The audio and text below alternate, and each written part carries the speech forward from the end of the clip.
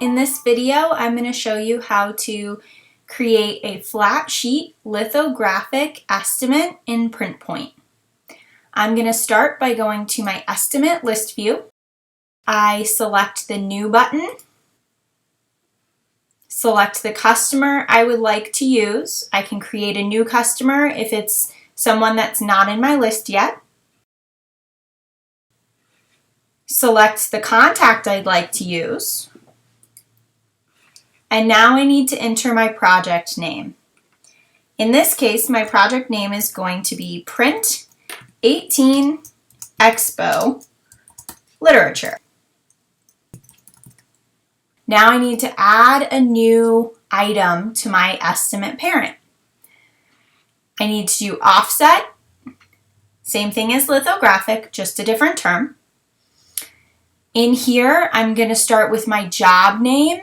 Note that it grabbed the same project name and duplicated it here. So it makes it super simple for me to just take out literature and put cell sheet, because I want this to be very specific.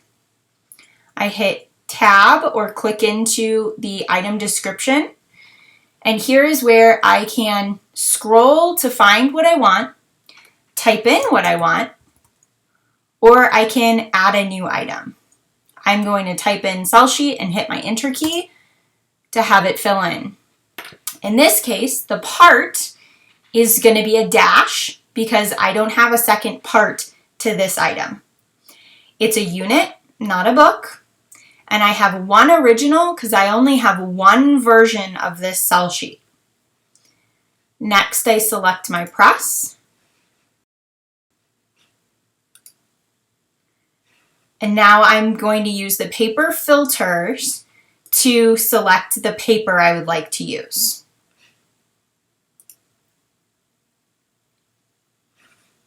For my inks, I want to do full color plus gloss aqueous, and I want to copy it to the back side.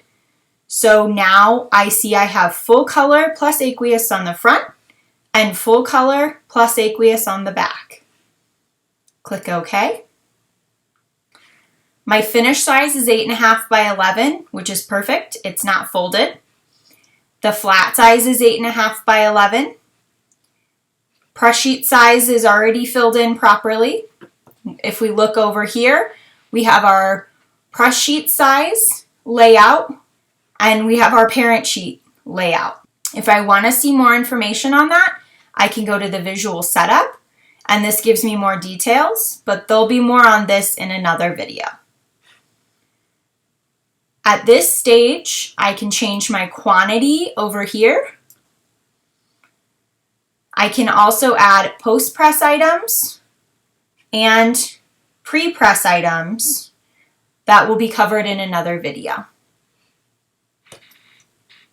At this stage, we're ready to save, so we click Save. You see the item in my estimate parent. If I click Save, here it is in my list view.